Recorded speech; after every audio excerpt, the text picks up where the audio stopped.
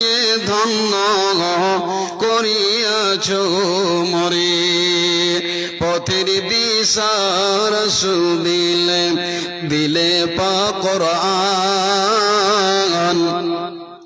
তোমার দয়ায় আমি মানুষ, আমি মুসলমান। হে দয়াল রহমান,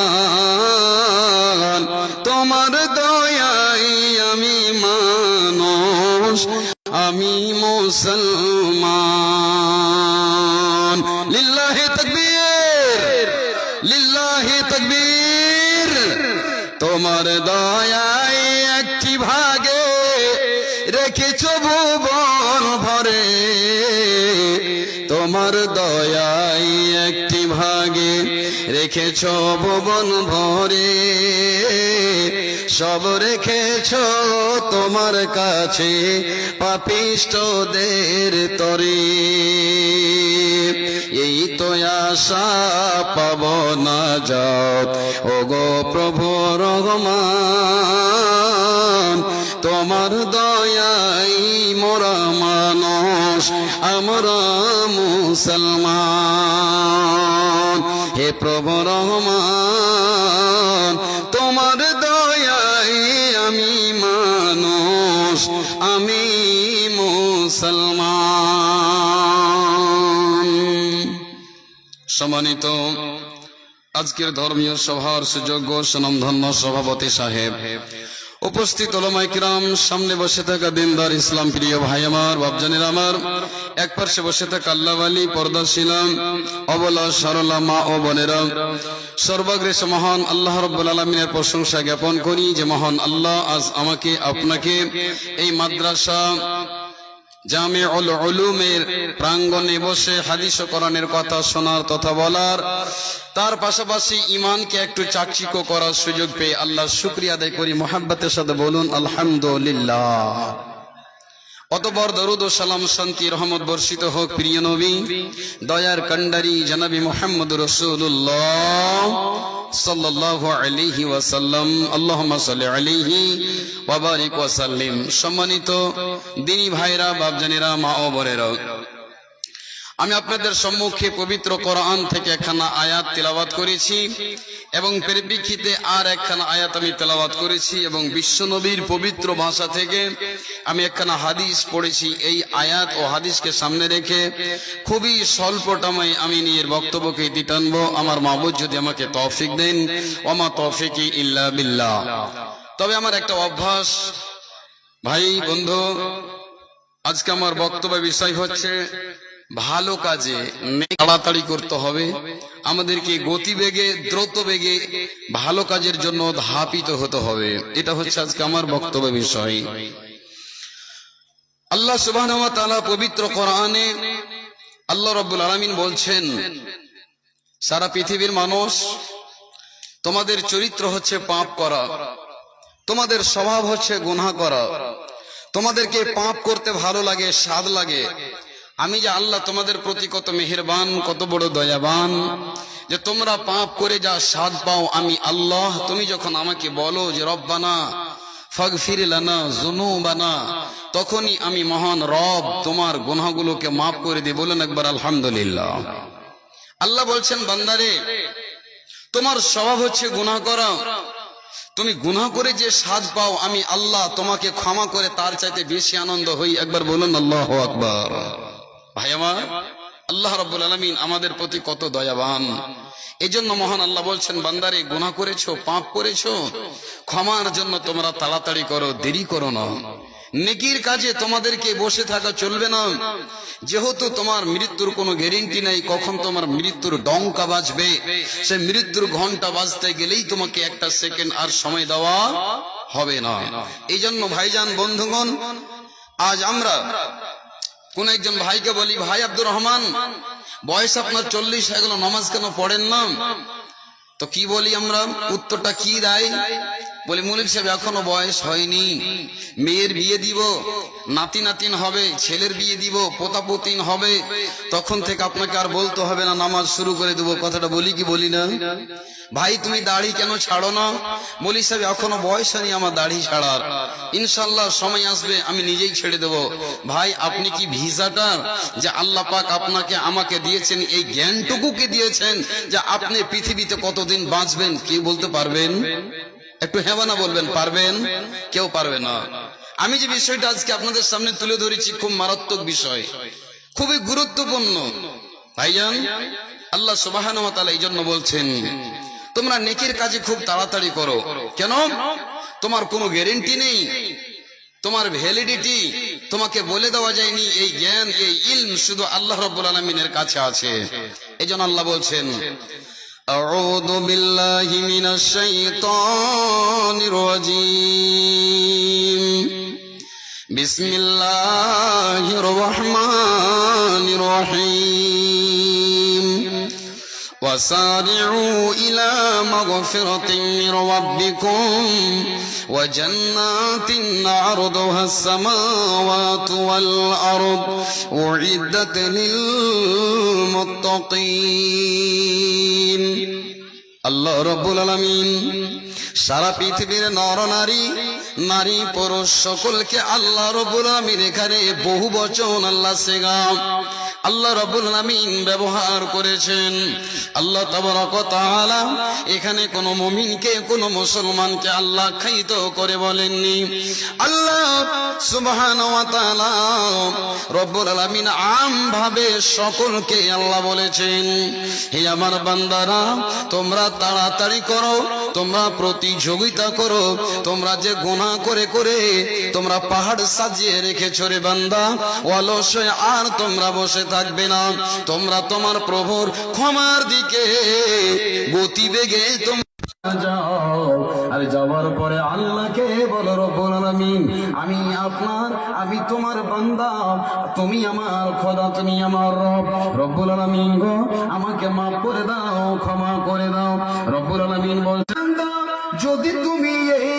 যদি তুমি এই বৈশিষ্ট্যে, এই গুণে গুণান্বিত তুমি হতে পারো, আমি আল্লাহ রাব্বুল আলামিন তোমার জন্য কি রেখেছি রে বান্দা তুমি কি জানো? আল্লাহ রাব্বুল আলামিন বলছেন যেই জান্নাতের আমি তোমাকে মেহমান বানিয়ে দেব, যেই জান্নাতের অতিথি আমি আল্লাহ তোমাকে বানাবো, সেই জান্নাতটা কত বড় হবে আল্লাহ উদাহরণ দিয়েছেন। আল্লাহ বলছেন ওয়া জান্নাতিন আরদুহাস সামাওয়াতু ওয়াল আরদু উইদ্দাত লিল মুত্তাকিন।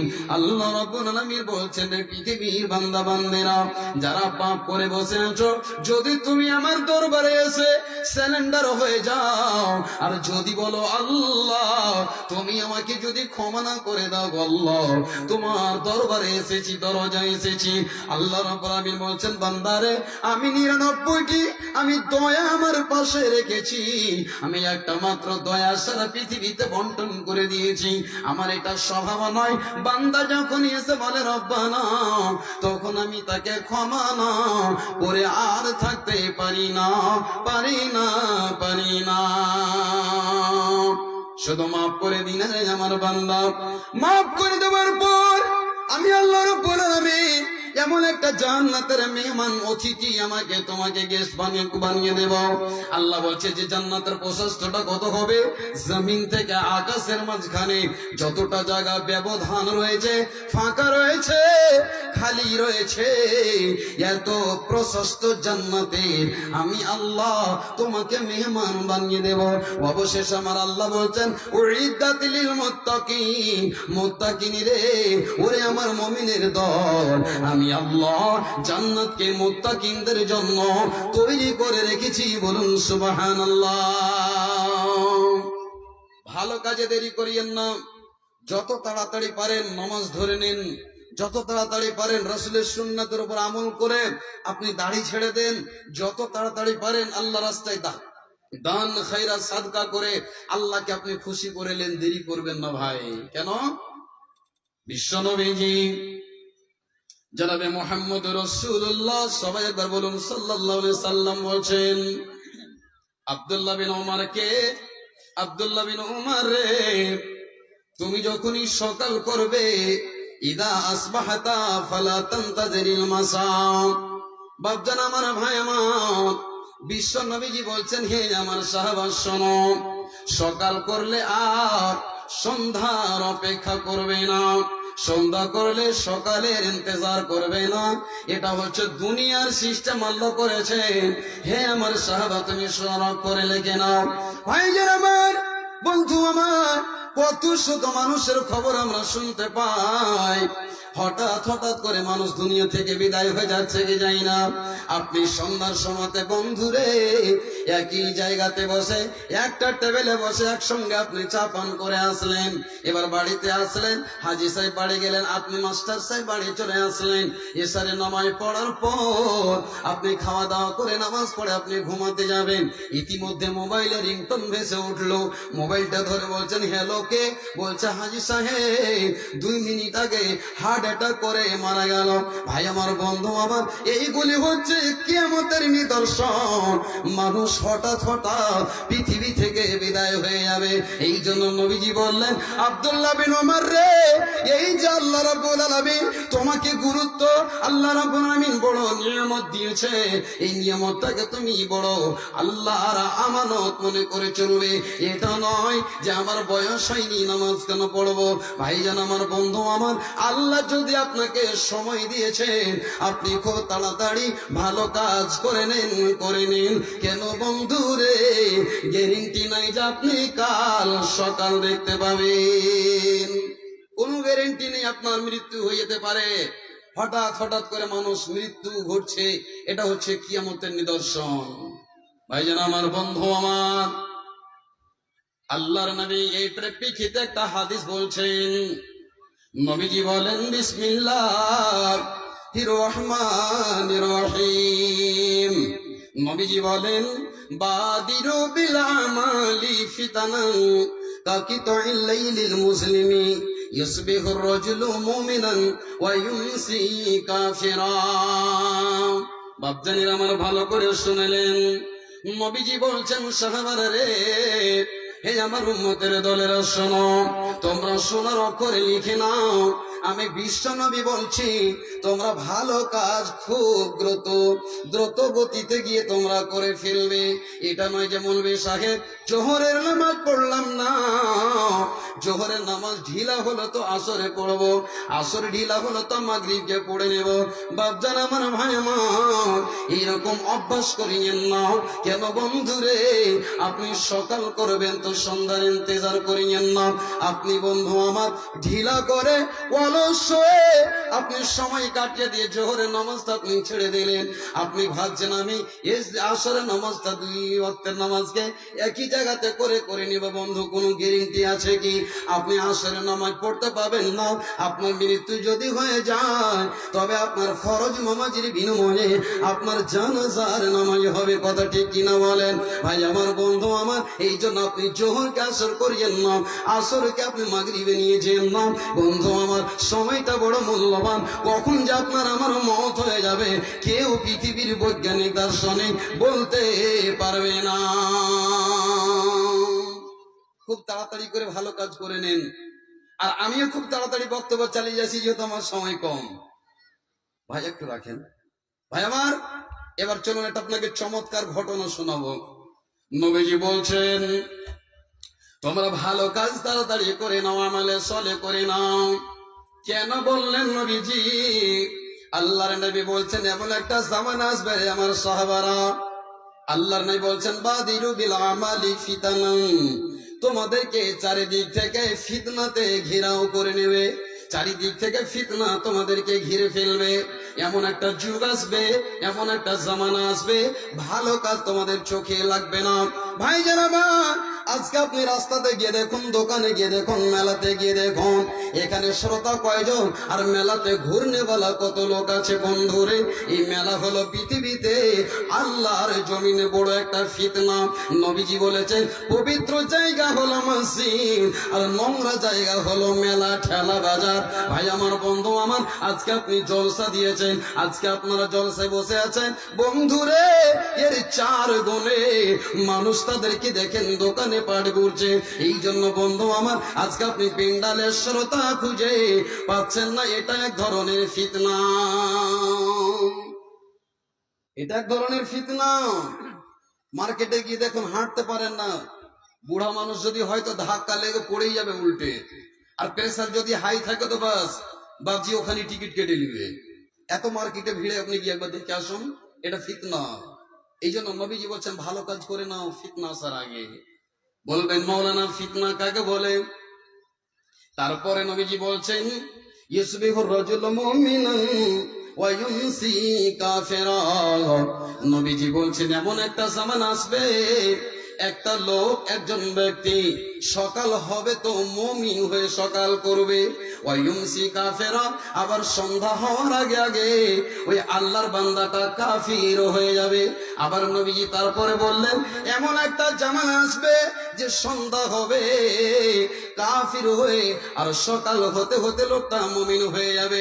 সাহাবারা বললেন নবী গো, ইয়া রাসূলুল্লাহ, ইয়া হাবিবাল্লাহ, দয়ার নবীজি, আমরা বুঝতে পারলাম না একটা লোক কেমন করে সকাল করে আর কেমন করে মুমিন হয়ে সকাল হয় আর সন্ধ্যার আগে কাফের হয়ে যায়। বিশ্ব নবীজি বলছেন সাহাবারা রে, এমন একটা জামানা আসবে, ভালো করে তোমরা শুনে নাও। নবীজি বলছেন ইয়াবিউ দীনাহু বিআরাদিন মিনাদ দুনিয়া। নবীজি বলছেন এমন একটা সময় আসবে যে মানুষেরা নিজের ঈমানকে অল্প জিনিসের বিনিময়ে তারা বিক্রি করে দিবে, ঈমান খুঁজে পাওয়া যাবে না। এমন একটা সময় আসবে মানুষ নিজের ঈমানকে বিক্রি করবে। কিসে বিক্রি করবে? আল্লাহ রাসূল বলেছেন না যে আল ঈমানু ইয়াজিদু ওয়া ইয়ানকুসু, মানুষের ঈমান কোন সময় বাড়বে কোন সময় কমবে। আপনি চুরি করতে যাচ্ছেন, তখন আপনার ঈমান কমে গেল। রে মুসলমান ভাই আমার, আজকে তুমি বিশ্ব নবীর উম্মত, আল্লাহর গোলাম, তুমি মদের আড্ডাতে, জুয়ার আড্ডাতে, বেবিচারের আড্ডাতে, লটারির আড্ডাতে, সুদের আড্ডাতে, গ্রুপ লোনে জড়িত ভাই আমার, এইগুলো কাজ যারা করে তখন তার ঈমানটা কমে যায়। আর যখন আপনি ভালো কাজ করেন, আপনি দান করেন, তখন আপনার ঈমান বেড়ে যায়। আপনার মুখ দিয়ে যখন সুবহানাল্লাহ, আলহামদুলিল্লাহ, লা ইলাহা ইল্লাল্লাহ, আস্তাগফিরুল্লাহ, এই কথাগুলো যখন আপনি বলবেন, তখন আপনার ঈমান বৃদ্ধি হয়ে যাবে। এই জন্য নবীজি বলছেন ঈমান মানুষের বাড়ে আর ঈমান কমে যায়। তেমনি নবীজি বললেন হে আমার সাহাবারা শুনে নাও, এমন একটা জামানা আসবে রে যে মানুষ নিজের ঈমানকে বিক্রি করবে। আজ আমরা আপনারা অল্প টাকার জন্য একজন মানুষকে অপমান করার জন্য, একজনকে চড়ার জন্য, একজনকে নামিয়ে দেওয়ার জন্য অল্প টাকায় বিক্রি হয়ে মিথ্যা সাক্ষী দিয়ে নিজের ঈমানকে বিক্রি করে কি করি না? একটা দামি ঘরের লোকের মেয়ে আর একটা গরিব ঘরের ছেলে, উদাহরণের জন্য বলছি, গরিব ঘরের ছেলে আর একটা পয়সাওয়ালা ঘরের মেয়ে, মেয়েটা দেখতে শুনতে ভালো নয়, গরিব ঘরের ছেলে দেখতে কিন্তু খুব হ্যান্ডসাম স্মার্ট। কি করেছে, জবরদস্তি ওই মেয়েটা ওই ছেলের ঘরে গিয়ে ঢুকে তাকে জামাই করব বলে তারা সবকিছু সাজিয়ে রেখেছে যে শুধু তুই খালি গিয়ে দরজাটা পৌঁছবি, আমরা একটা হাল্লা করে দিয়ে ফাঁসিয়ে দেবো, বিচার হবে, জয়কার হবে, তো যার পয়সা আছে তার। যেই করে হোক বিচারকে বিক্রি করতে হবে, বিচারকে খেতে হবে। ভাই আমার, বন্ধু আমার, অল্প টাকার বিনিময়ে আপনি কি করলেন? ঈমানকে বিক্রি করে দিলেন। এটা একটা ফিতনা। বিশ্ব নবীজি দয়ার কান্ডারি জনাবে মুহাম্মদ রাসূলুল্লাহ বলছেন, সাহাবার দলেরা, ঈমান মানুষের বিক্রি হয় আর মানুষের ঈমান কমে যায়, ঈমান বেড়ে যায়। এমন একটা জামানা আসবে চারিদিক থেকে তোমাদেরকে ফিতনা ঘিরে ফেলবে। ভাই আমার, বন্ধু আমার, পৃথিবীতে সবচেয়ে বড় যদি ফিতনা আছে তো মোবাইল নামে পৃথিবীতে একটা বড় ফিতনা। আচ্ছা ভাই, মোবাইল ফিতনা নয়? ফিতনা না নয় বলেন, একটু কথা বলেন। বড় ফিতনা। এ মোবাইলের জন্য বন্ধুরে আমি আপনি দেখতে পাই এই ছেলের সাথে অমুক মেয়ে কথা বলছে, কে কার সাথে পালিয়ে গেল, কে কার সাথে কোর্ট ম্যারেজ করে নিল, কে কার সাথে মোবাইলে ব্যস্ত। ভাই আমার, বন্ধু আমার, থানাতে গিয়ে দেখুন কতগুলো ডায়েরি হয়ে গেল। এই জন্যই বন্ধু আমার, এই মোবাইল আপনার আমার ঈমানকে কেড়ে নিয়েছে। ভাই রে, মসজিদে আজান হয়ে গেল, আপনি দোকানে বসে বসে বসে বসে আপনি একটা সিরিয়াল দেখছেন, আপনি একটা বাংলা ফিল্ম দেখছেন। ভাই আমার, মসজিদে মুয়াজ্জিন আজান দিচ্ছেন, হাইয়া আলাস সালাহ হাইয়া আলাল ফালাহ। আপনাকে আল্লাহর ডাক দেওয়া হলো, সিরিয়ালটার মাত্র 15 মিনিট আছে, আর জামাত শুরু হতে 5 মিনিট আছে। ভাই আমার, নামাজ পড়ে সবার বেরিয়ে চলে আসলো, আর আপনি ওই ফিল্ম দেখতে দেখতে দেখতে আপনি ওই শয়তানের কথাতে এমন ভাবে আপনি তার মহব্বতে পড়ে গেছেন। ফিল্মটা শেষ না হলে কেমন করে বন্ধুরে উঠা যাবে? আপনার জামা শেষ হয়ে গেল, আপনি মোবাইল দেখতে দেখতে দেখতে দেখতে বন্ধুরে আমার আপনি মূল্যবান টাইমটাকে কাটিয়ে দিলেন। ভাই আমার, বন্ধু আমার, এই জন্য আজ মোবাইলের জন্য সারা পৃথিবীতে অনেক রকমের অশান্তি বিরাজ করছে। মোবাইল একটা ফিতনা। এই জন্য কবি বলেছে, রং নাম্বারে ফোন করিল, রিসিভ করিল মেয়ে, প্রথম লগনে প্রেম কাহিনী উঠালো জমিয়ে, আরে দ্বিতীয় লাগলে প্রেমে আগুনে দুইজনকে পোড়াইল। এ আবার কেমন জামানা আইলো রে, এ আবার কেমন যুগ আইলো। যুবক যুবতীর মোবাইলে চলছে শুধু হ্যালো, এ আবার কেমন জামানা আইলো রে, ঈমানকে খাইলো, এ আবার কেমন জামানা আইলো। কোন কাজ করিলে মোবাইল চলে, নয়তো লাগে না মন। খালি রিচার্জটা শেষ হয়েছে তো টাকার ভালো লাগে না। 50,000 টাকা দামের মোবাইল যদি আপনার 1-2 দিন হয়ে যাচ্ছে যে টাইম আর নেই, এক্সপায়ার, আপনি মনে হচ্ছে ব্যস্ত হয়ে যাচ্ছেন, আপনার ফোন পে কাজ না করছে, তো ফোন করে দিল্লিতে ভাই আছে, বলছে ভাই আমার মোবাইলটা রিচার্জ করে দে, তো কিছু চলে না। তার মানে মনে হচ্ছে মোবাইল ছাড়া দুনিয়াটা একবারে শূন্য। এই জন্য কবি বলছেন, কোন কাজ করিলে মোবাইল চলে, নয়তো লাগে না মন। এমন একটি গানে মন মাতাইলো, ইঞ্জিন পোপো গান, আরে গানের তালে হাসি দিয়ে মাটিতে লোটাইলো। এ আবার কেমন জামানা আইলো রে, ঈমানকে খাইলো, এ আবার কেমন যুগ আইলো। এমন একটি অ্যালবাম বেশে গানে মনকে মাতায়, এখন নজরে না দেখিলে বন্ধু দুনিয়ায় আন্ধার হয়। রং বিরঙ্গের শাড়ি পরে যুবকদের মাতাইলো, এ আবার কেমন জামানা আইলো রে, ঈমানকে খাইলো, এ আবার কেমন জামানা আইলো। যুবক যুবতীর মোবাইলে রাত 12টায় শুধু দেখো চলছে শুধু হ্যালো, এ আবার কেমন জামানা আইলো রে, ঈমানকে খাইলো, এ আবার কেমন জামানা আইলো।